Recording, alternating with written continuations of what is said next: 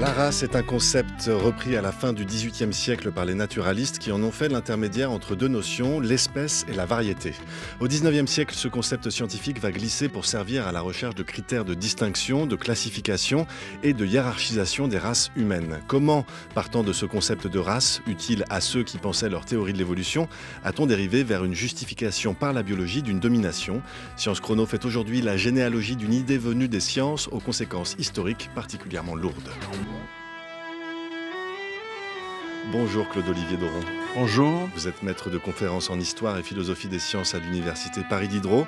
Vous êtes par ailleurs membre du laboratoire Sphère et auteur du livre L'homme altéré, race et dégénérescence, 17e, 19e siècle, paru aux éditions Champvallon.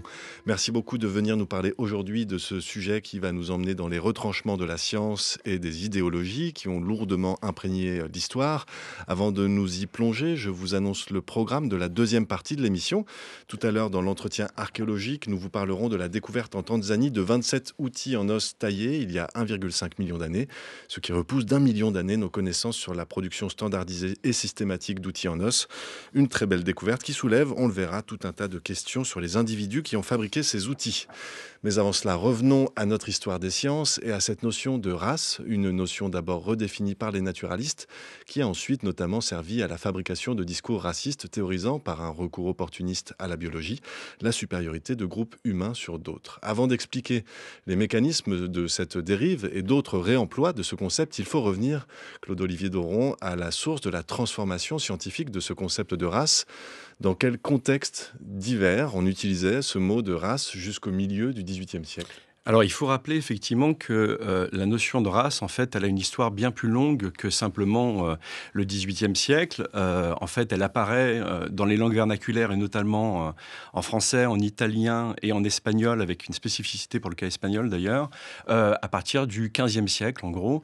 Et on la retrouve, en gros, dans plusieurs champs où elle recouvre des significations qui ne sont pas exactement identiques. D'un côté, il y a un champ qui, on va dire, le champ religieux, très important, où elle va décrire des lignages qui sont marqués par les fautes ou au contraire les qualités de leurs ancêtres. Vous héritez, par exemple, tout simplement, en tant que descendant de la race d'Adam, vous êtes de la race d'Adam, et vous héritez du péché originel. Et on va identifier tout un ensemble de lignées comme ça qui sont marquées par le péché originel de leurs ancêtres, enfin le péché de leurs ancêtres, plus originel celui-là bien sûr, ou inversement par les qualités de leurs ancêtres. Bon, ça c'est un premier champ. Hein. Il y a un deuxième champ qui est un champ qui est assez proche, qui est celui de la noblesse, et notamment en France, où il faut avoir en tête que la noblesse de race, c'est une catégorie y compris juridique. Hein.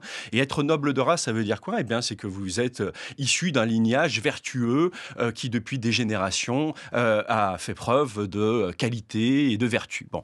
Et puis, il y a un troisième espace très important, y compris surtout pour la suite d'ailleurs de notre histoire, c'est l'ensemble des discussions qui ont lieu dans le champ de l'élevage, où il s'agit de produire littéralement des races à travers des dispositifs visant à améliorer, en sélectionnant, enfin en choisissant un certain nombre de géniteurs et en les faisant se reproduire pour produire une race avec des qualités plus importantes. Enfin, il y a un dernier espace qui est un espace qui est celui, on va dire, des travaux qui portent sur les descriptions du monde, les cosmographies, les récits de voyage, où on va utiliser la notion de race pour décrire des ensembles de populations qui ont une même origine. Bon, c'est en gros l'ensemble de ces usages qu'on va retrouver ensuite, avec peut-être juste une chose, il y a une particularité dans le cas espagnol, c'est que hispano, on va dire ibérique, c'est-à-dire espagnol et portugais, c'est que la notion de raza, il renvoie à quelque chose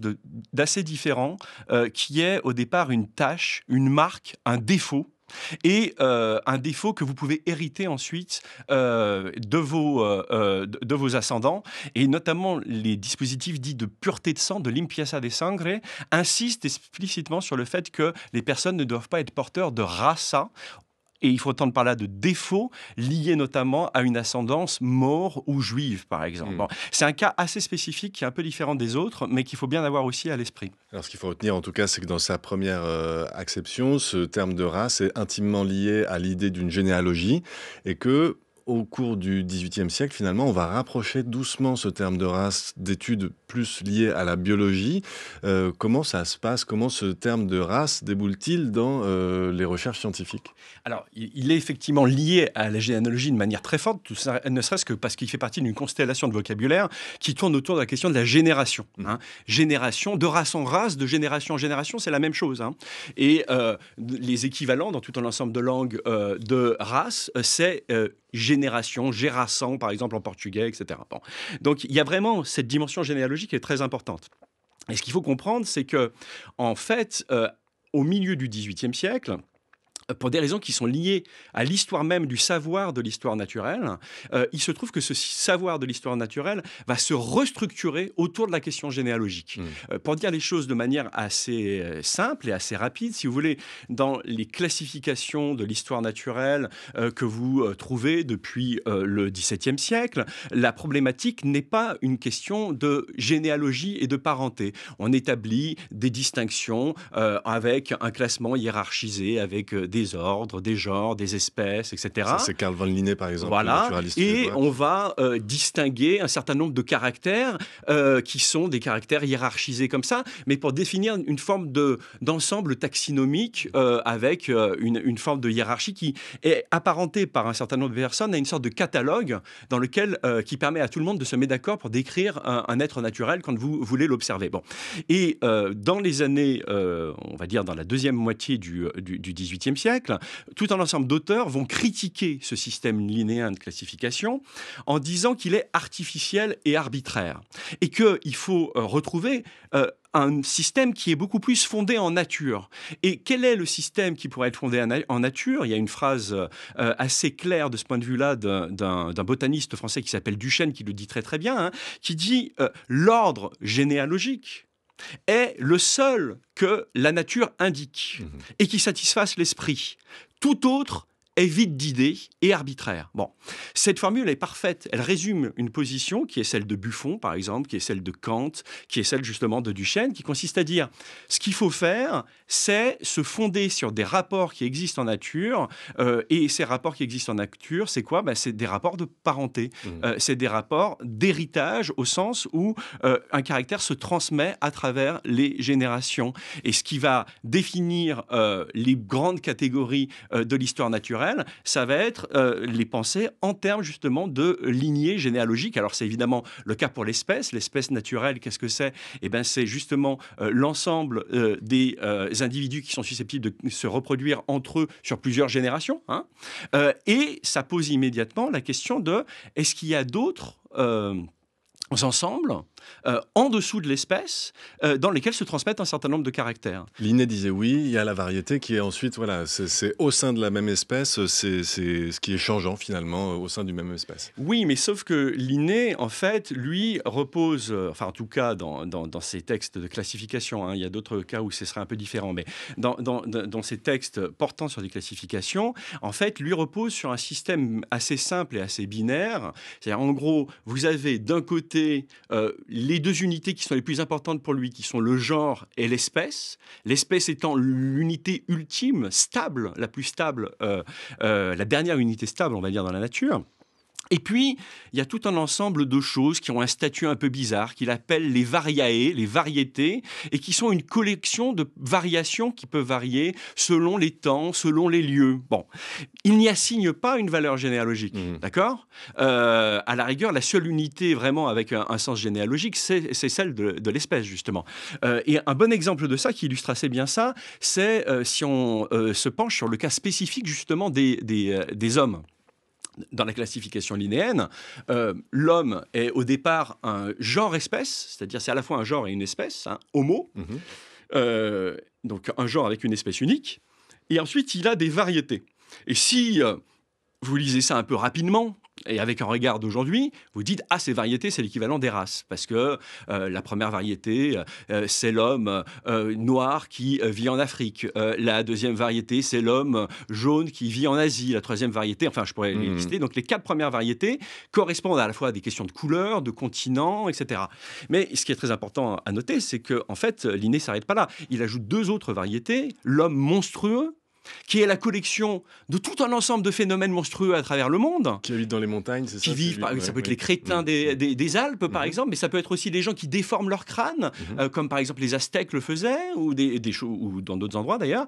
Et d'un autre côté, les hommes sauvages, qui là aussi est la collection de l'ensemble des hommes sauvages qu'on a retrouvés dans les forêts à travers les planètes, comme plus tard Victor d'Alveron, par exemple. Oui. Bon. Et vous voyez bien qu'il n'y a aucun lien généalogique entre ces êtres-là. Ils ne se transmettent pas leur caractère à travers les générations.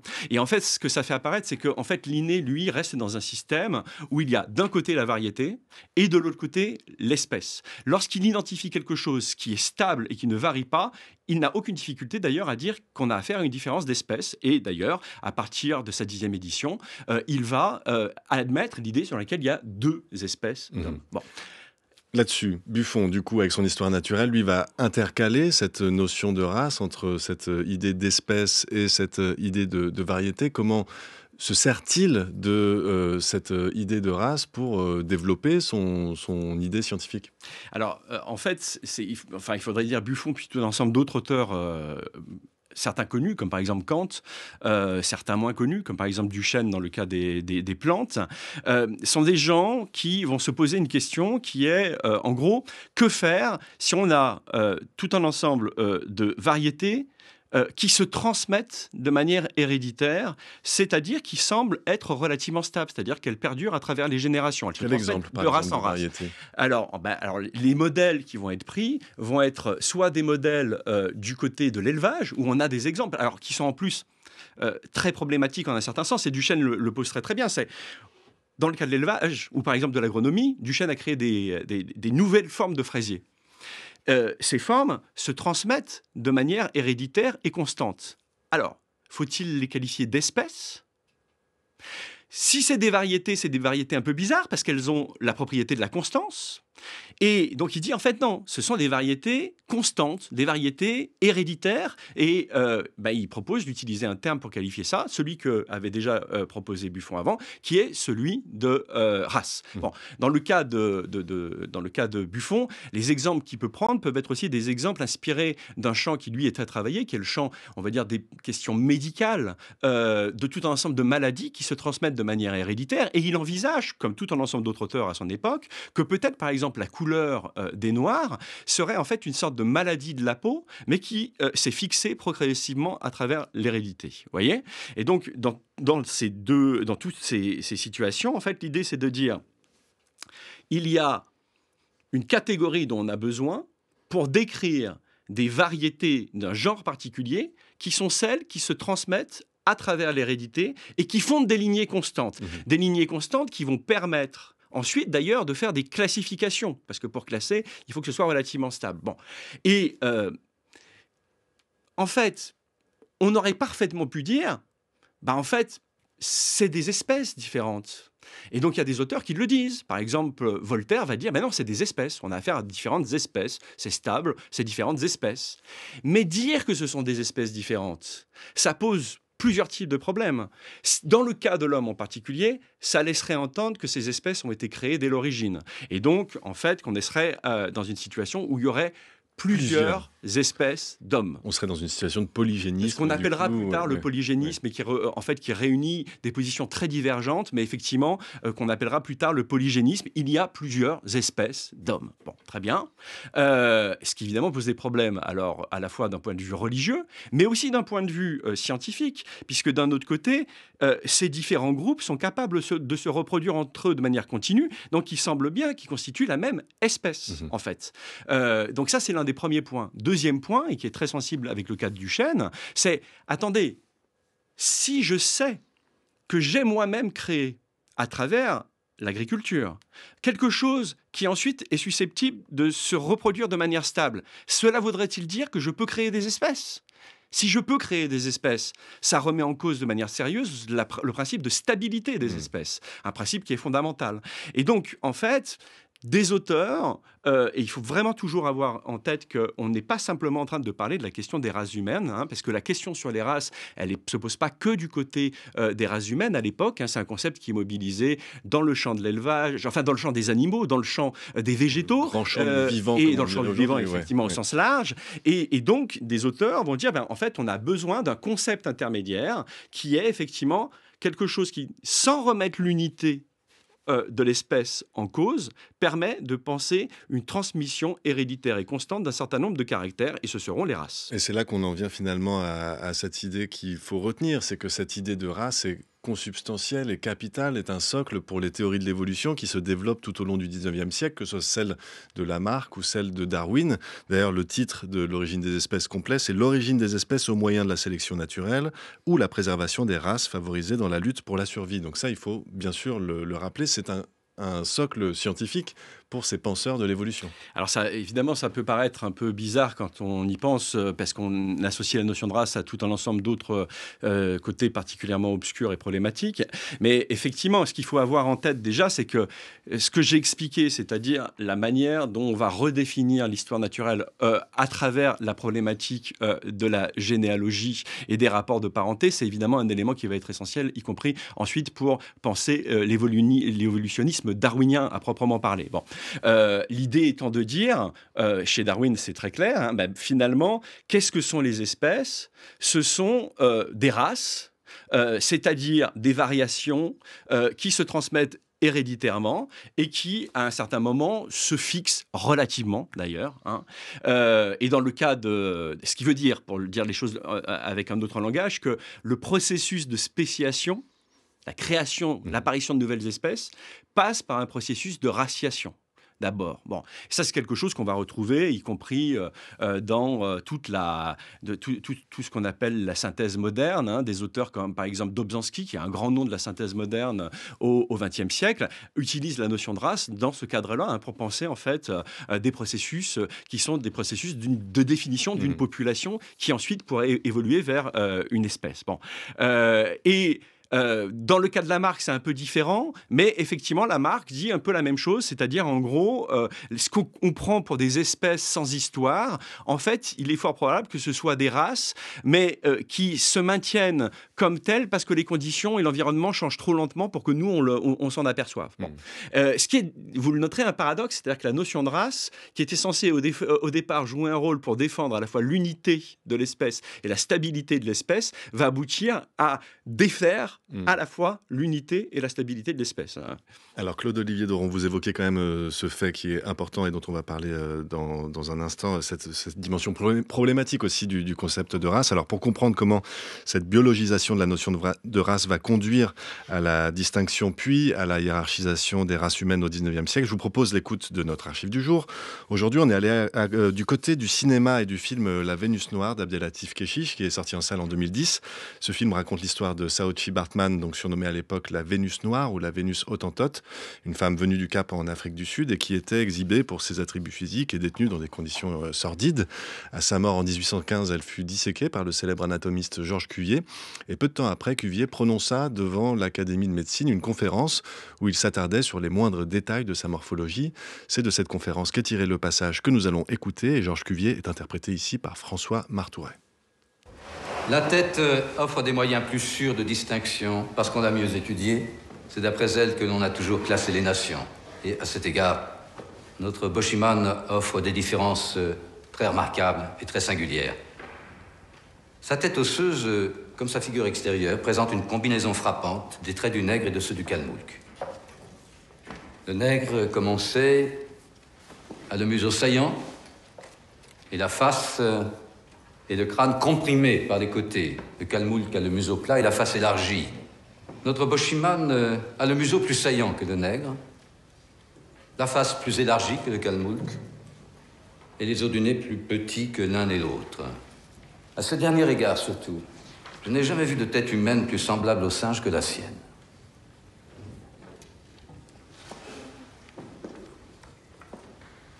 Ce qui est bien constaté dès à présent, et ce qu'il est nécessaire de redire, tant l'erreur contraire se propage dans les ouvrages les plus nouveaux, c'est que ni ces Gallas, ni ces Boschiman, ni aucune race de nègres n'a donné naissance au peuple célèbre qui a établi la civilisation dans l'antique Égypte, et duquel on peut dire que le monde entier a hérité des principes des lois, des sciences et peut-être même de la religion. Je présente ici une tête de momie pour que l'Académie puisse en faire la comparaison avec celle d'Européens, de Nègres et de Hottentots. Je vous en prie.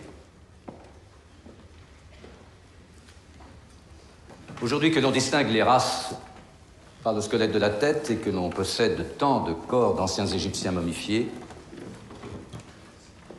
il est aisé de s'assurer que quel qu'ait été leur teint, ils appartenaient à la même race d'hommes que nous, qu'ils avaient le crâne et le cerveau aussi volumineux, qu'en un mot, ils ne faisaient pas exception à cette loi cruelle qui semble avoir condamné à une éternelle infériorité les races à crâne déprimé et comprimé.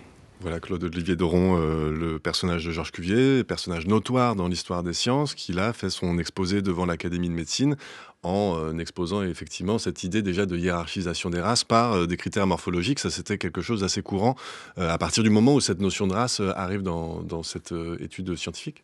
Oui, en fait, très vite, dans le cas des races humaines, au départ, on part de la couleur comme un critère qui se transmet de manière théoriquement infaillible, héréditairement, mais en fait, très vite, on s'aperçoit que ça ne marche pas très bien.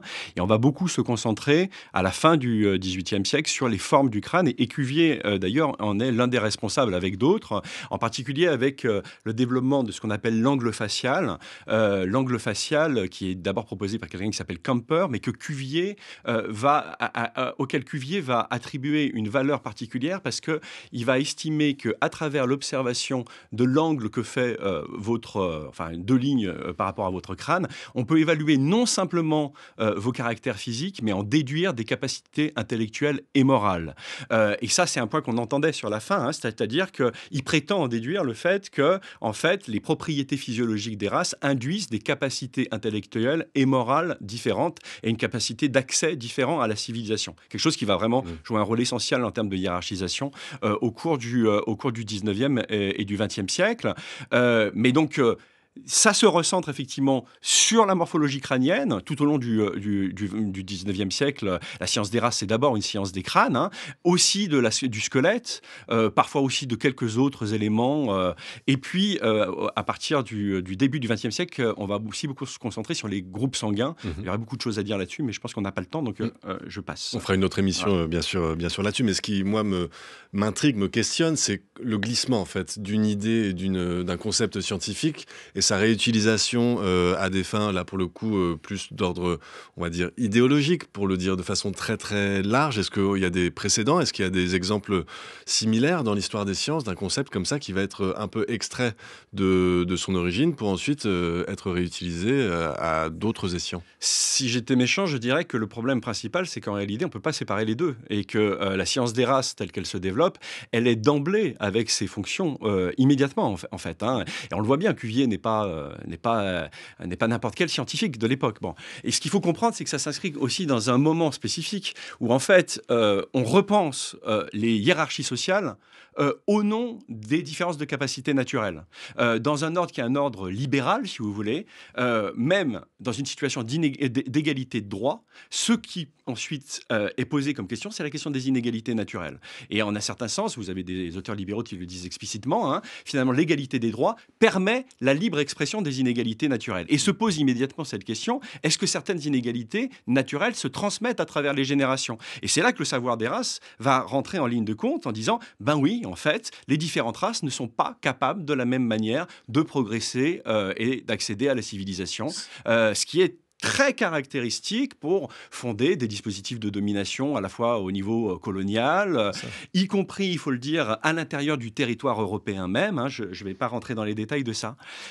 Donc, il y a cette dimension. Alors, le point sur lequel peut-être on peut insister, c'est que cette dimension est absolument incontestable et En même temps, il faut avoir en tête que la notion de race et la science des races qui se développe à cette période a une valeur complexe, parce que souvent les mêmes auteurs, ceux qui procèdent d'ailleurs à des hiérarchisations et justifient des dominations, notamment de l'Europe sur tout l'ensemble d'autres populations, vont mobiliser la notion de race dans une stratégie qui est une stratégie qu'on pourrait presque penser comme inverse, c'est-à-dire de revendication et de lutte contre des dominations. En particulier en Europe, il faut toujours penser qu'on est dans les années 1815-1820, dans un moment de reconstruction de l'Europe, après le Congrès de Vienne en particulier, et il y a tout un ensemble de populations qui estiment ne pas avoir de reconnaissance politique, alors que elles existent. Hein. Ça va être, alors évidemment, les Germains, ça va être les Slaves, ça va être aussi les Celtes. Il va y avoir une mobilisation de la catégorie de race, des savoirs sur la race, pour fonder ces identités profondes, en fait, dont on nie l'existence politique. Et dans ce cas-là, la notion de race va servir aussi pour, un peu comme un étendard, hein, pour porter des luttes qui vont aboutir d'ailleurs, il faut le dire, dans un certain nombre de cas, à des guerres, et à des guerres assez sanglantes. À des guerres sanglantes. Bon, après, on peut difficilement, en quelques minutes, faire le raccourci Buffon, l'Allemagne nazie et la race aryenne, mais c'est quand même très, très compliqué de faire ce genre de raccourci. Ce qu'on peut retenir quand même, c'est qu'au nom de la supériorité de la race aryenne, voilà, les idéologues nazis justifient de l'existence de cette guerre et de ces massacres. Est-ce que la notion, pour conclure, Claude-Olivier Doron, de race disparaît après la Seconde Guerre mondiale? Est-ce qu'on s'en défait parce que justement on se rend compte de l'impasse et de l'impasse gravissime dans laquelle elle nous a conduits? Non, là la réponse il faut être assez clair, notamment dans le champ de la biologie et de la génétique, la notion de race ne disparaît pas comme par miracle après 1945. Au contraire d'ailleurs, la génétique génétique des populations, va d'abord affirmer le fait qu'elle peut proposer, elle, enfin, une définition scientifique de la race. Évidemment, par contre, ce qu'on va avoir comme argument, c'est de dire il faut distinguer entre les usages scientifiques et les dévoiements qui ont été faits par les idéologies politiques. C'est toute la stratégie de l'UNESCO, si vous voulez, dans l'immédiate après-guerre, d'ailleurs. Et un argument qui va perdurer, en fait, jusque dans les années 1970. Et c'est globalement plutôt dans les années 70 qu'on va vraiment se lancer dans une critique assez radicale de la catégorie de race elle-même, y compris dans le champ de la génétique des populations, en montrant qu'en fait, c'est une catégorie qui pose énormément de problèmes parce qu'elle ne décrit pas de manière adéquate la complexité des variations au niveau humain. Merci beaucoup Claude-Olivier Doron d'être venu nous éclairer sur cette histoire du concept de race. Je rappelle le titre de votre livre paru chez Champvallon, L'homme altéré, race et dégénérescence, 17e, 19e siècle. Merci encore.